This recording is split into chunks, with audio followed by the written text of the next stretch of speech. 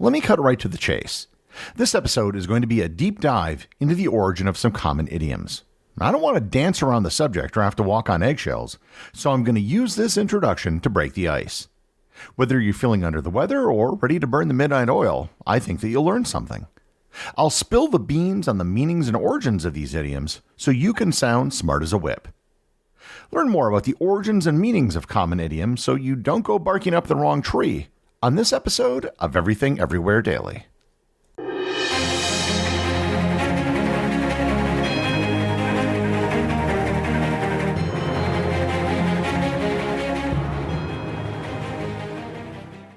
This episode is sponsored by ButcherBox.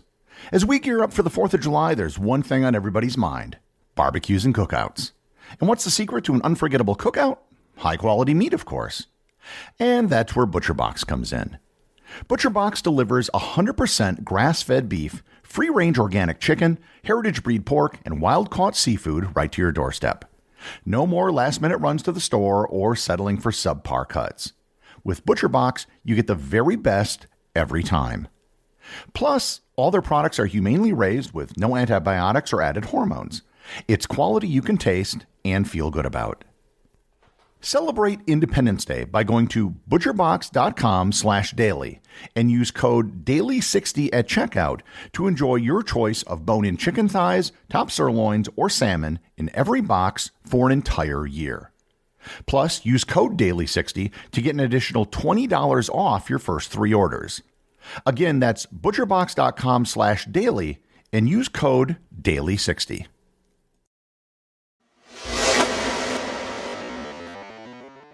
An idiom is defined in the dictionary as, quote, an expression in the usage of a language that is peculiar to itself, either in having a meaning that can't be derived from the conjoined meaning of its elements, or in its grammatically atypical use of words. If you're a native speaker of a language, idioms come naturally. If you speak a language that isn't native, even if you're fluent in it, idioms can be one of the most difficult things to understand. When I was traveling, I found myself using idioms without thinking all the time, and often realized that I was confusing the person that I was talking to if they spoke English as a second language. Moreover, idioms aren't necessarily even unique to a single language. There can be regional idioms that are only used in some places and might not be understood in other areas, even if they do speak the same language. So, in this episode, I want to go through some of the common idioms in English and explain their origin and meanings. And a good rule of thumb of where to start is with the most misunderstood and interesting one, which would be the rule of thumb. The reason I'm starting with this one is because there's a good chance that you may have heard about the origin of this idiom, and there's a good chance that what you heard is wrong. The common belief today is that the phrase rule of thumb comes from a medieval law that says a man could beat his wife with a stick just so long as it was no thicker than his thumb. However, this is an idiom urban legend. Several outlets have extensively researched the rumor, but no one has ever found any truth in it. The earliest reference to rule of thumb referring to domestic abuse only goes back to the 1970s. The first known reference to the phrase rule of thumb appeared in the 17th century. The meaning of the term at that time is exactly the same as it is today. It simply refers to an approximate way of doing something. And that's because the width of a human thumb is approximately 1 inch. The first appearance in writing of the phrase came from a Scottish preacher named James Durham in the mid-17th century during a sermon he wrote. He said, quote, many professed Christians are like to foolish builders, who build by guess and by rule of thumb, and not by square and rule. End quote. So where did the modern origin story for this idiom come from? It came from a rumor about a British judge in the late 18th century named Sir Francis Buller. He allegedly said in a legal ruling, quote, a husband could thrash his wife with impunity provided that he used a stick no bigger than his thumb. End quote. In 1782, he was mocked in the press regarding the statement and was called Judge Thumb. It isn't even known if he actually said it, although it was once argued as precedent in a court case and it was rejected. While this does have to do with thumbs, the problem is the phrase rule of thumb predated Sir Francis Buller by about 2 centuries. While the origin of rule of thumb is very straightforward, others are not very obvious at all. One non-obvious idiom is to steal one's thunder. To steal someone's thunder means to take attention or praise away from someone by using their ideas or accomplishments to one's own advantage. Now, you obviously can't steal actual thunder, so where did the phrase originate? The origin of the phrase comes from an English theater in the early 18th century. When performing stage productions, there were several methods that were used to simulate the sound of thunder. Usually these involved metal bowls with lead balls or shaking sheets of thin metal, a technique that is still used today. This particular idiom originated with a playwright by the name of John Dennis in 1709. He supposedly created a new and better technique for simulating the sound of thunder for a performance of a play that he wrote called Appius and Virginia. The actual technique he created has been lost to history, but what we do know is that Appius and Virginia was unsuccessful and quickly closed. Soon afterwards, Macbeth was performed at the same theater, and Dennis's method was used to produce the offstage thunder. Dennis was in the audience for one of the Macbeth performances and was furious when he heard his thunder technique being used. He supposedly stood up and shouted in the middle of the play. There is some doubt as to what he said. One version has him saying, quote, "Damn them! They will not let my play run, but they steal my thunder." In another version he says, quote, "That is my thunder, by God. The villains will play my thunder, but not my play." What he said in the crowd was passed along and became part of the English language. If you try or say something that isn't quite right, but it's kind of close, people will often respond, "Close, but no cigar." What do cigars have to do with accuracy? The first recorded instance of the term came from the 1935 movie Annie Oakley. The origin of the term dates back to early 20th century America when carnivals and fairs were more orientated towards adults. Instead of stuffed animals, one of the common prizes was cigars. And there are references to cigars being used as prizes as early as 1902. According to some sources, the game in question where the idiom came from was called highball or high striker. And this is that game where you take a mallet to hit a lever which causes a ball to go up a pole, and if you hit it hard enough, it'll go all the way up to the top and ring a bell.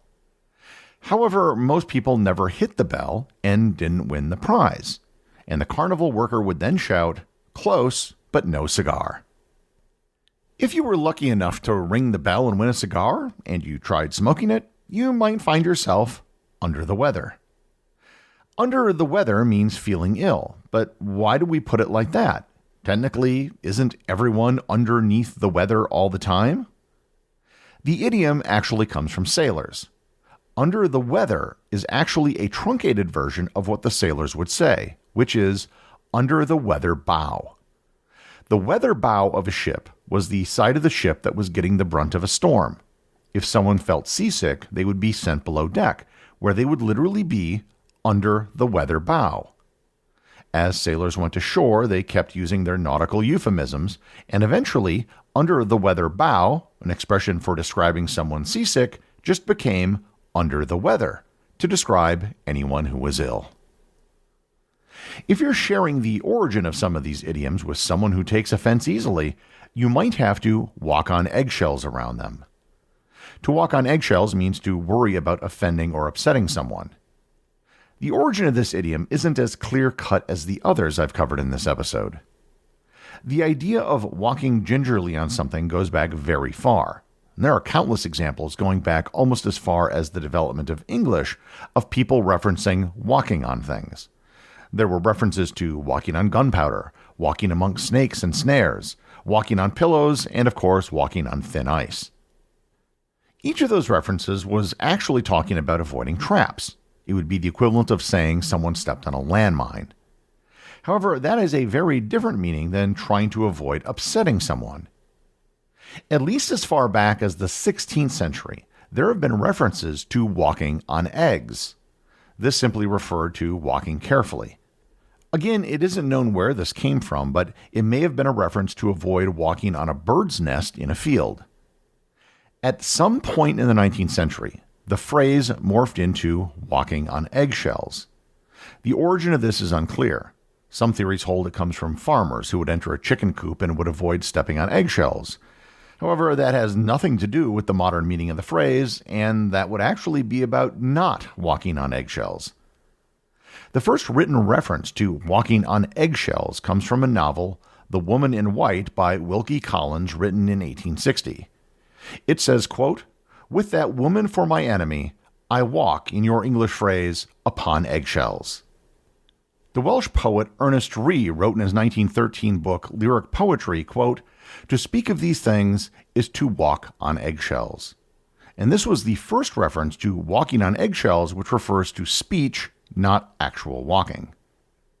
Most of the Oxford English Dictionary references to the modern usage of walking on eggshells were all published after 1960, indicating that the modern usage is a rather new one and not very old at all.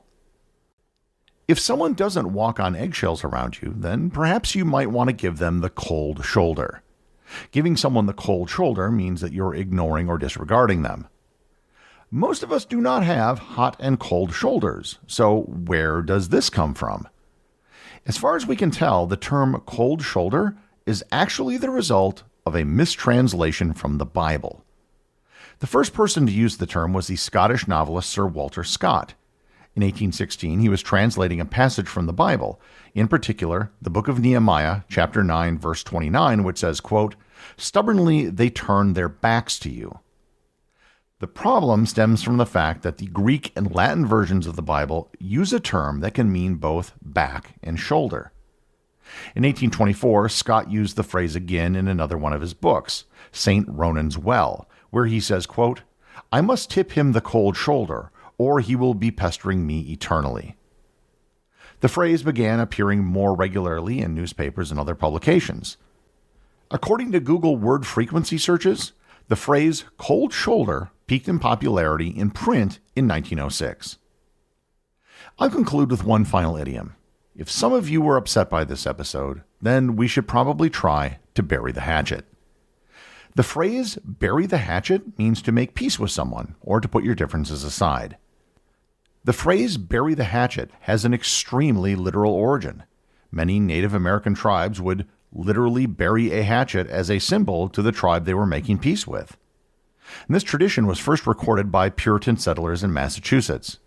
However, there have been dozens and dozens of recorded instances of literal hatchet burials between Native peoples or between Europeans and Native tribes, mostly along the eastern part of North America.